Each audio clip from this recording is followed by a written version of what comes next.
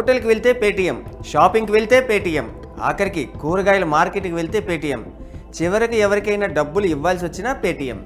2016లో ఎప్పుడైతే పెద్ద నోట్ల రద్దు ప్రకటన వెలువడిందో అప్పటి నుంచి దీని దశ తిరిగింది.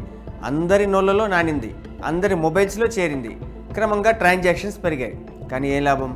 పెరుగుట విరుగుట కొరకే అన్న పాత మాటను నిజం చేసిందా అని దీని కథ విన్న ఎవరికైనా అనిపిస్తుంది. నిజానికి ఇలాంటి పెద్ద సంస్థకు ఈ పరిస్థితి వస్తుందని ఎవ్వరూ ఊహించరు. 2021లో ఆర్బీఐ హెచ్చరించినప్పుడే జాగ్రత్త పడుంటే సీన్ ఇక్కడి వరకు వచ్చేది కాదు. మరి ఇప్పుడు పరిస్థితి చేదాటిపోయిందా? ఇంతకీ ఫిబ్రవరి 29 తర్వాత పేటీఎం పనిచేస్తుందా లేదా?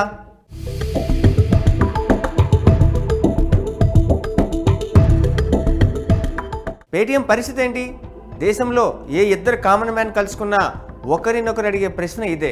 వారికి పేటీఎం మనీ లాండరింగ్, కేవైసీ ఉల్లంఘన, పేటీఎం వ్యాలెట్ పేమెంట్స్ బ్యాంక్ మధ్య నడిచిన అక్రమ లావాదేవీలు ఇవేవీ తెలియదు. వాళ్ళకి తెలిసిందల్లా ఏదైనా కొంటే పేటీఎం ద్వారా చెల్లించడమే. దానికోసం అది ఫిబ్రవరి 29 తర్వాత పని చేస్తుందా లేదా అన్నదే కావాలి. కానీ ఇది ఇప్పుడు $1 మిలియన్ ప్రశ్న అయ్యింది.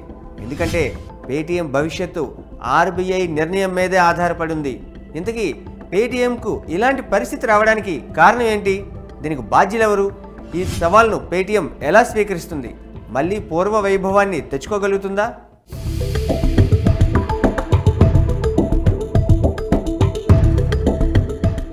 మీరు పేటీఎం వినియోగదారులైతే దాని ద్వారా ఎలాంటి లావాదేవీలైనా ఫిబ్రవరి 29 వరకే చేయగలరు.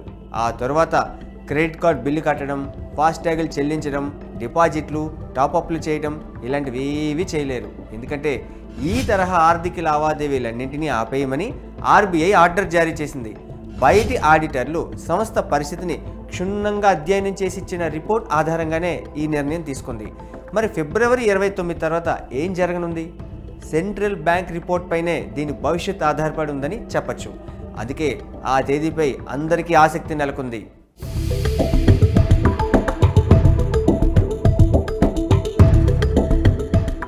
ఏ సంస్థ అయినా తమ వినియోగదారుల నుంచి ఖచ్చితంగా కేవైసీని తీసుకుంటుంది. కానీ పేటీఎం పేమెంట్స్ బ్యాంక్ మాత్రం 35 కోట్ల ఈ వ్యాలెట్లను కలిగి ఉన్న అందులో 31 కోట్ల ఖాతాలు దిక్కు దివాణం లేకుండా పడి ఉన్నాయి. అంటే ఇప్పుడు పనిచేస్తున్నవి కేవలం 4 కోట్ల ఖాతాలు మాత్రమే. అవి కూడా కొద్దిపాటి బ్యాలెన్స్తో ఉన్నాయి. దీంతో కేవైసీలో ఏం జరిగిందో అందరికీ అర్థమైంది. ఒక్కో పాన్ నెంబర్పై కొన్ని వేల ఖాతాలు ఉన్నాయని తేలింది. పైగా అకౌంట్లో ఉన్న లిమిట్కు మించి ట్రాన్సాక్షన్స్ జరిగాయి.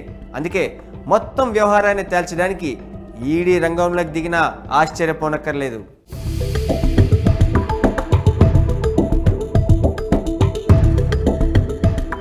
పేటీఎం మాతృ సంస్థ పేరు 197 కమ్యూనికేషన్స్.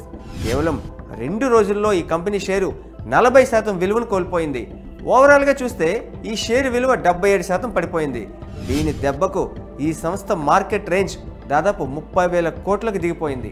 2001లో $2,150 ఇష్యూ ప్రైస్తో 18,300 కోట్లను తెచ్చుకోగలిగింది పేటీఎం. అయినా పేటీఎంకు ఈ కష్టం ఇప్పుడే రాలేదు. 2021లోనే ఆర్బీఐ దీన్ని హెచ్చరించింది.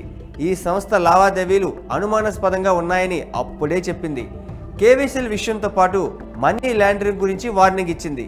ఇదంతా బ్యాంకులు ఇచ్చిన కంప్లైంట్లతో వెలుగు చూసింది. ఈ సంస్థ డిపాజిటర్లు, కస్టమర్లు, వ్యాలెట్ ఉపయోగించేవారు అందరూ ఇబ్బందుల్లో పడే ఛాన్స్ ఉందని నిపుణులు అంటున్నారు. మరి ఇప్పుడు పొజిషన్ ఎలా ఉందో వేరే చెప్పక్కర్లేదు. సో ఫిబ్రవరి 29 తర్వాత పేటీఎం కథ కంచికా కాదా అన్నది తేలిపోతుంది. అప్పటి వరకు వెయిట్ అండ్ సీ.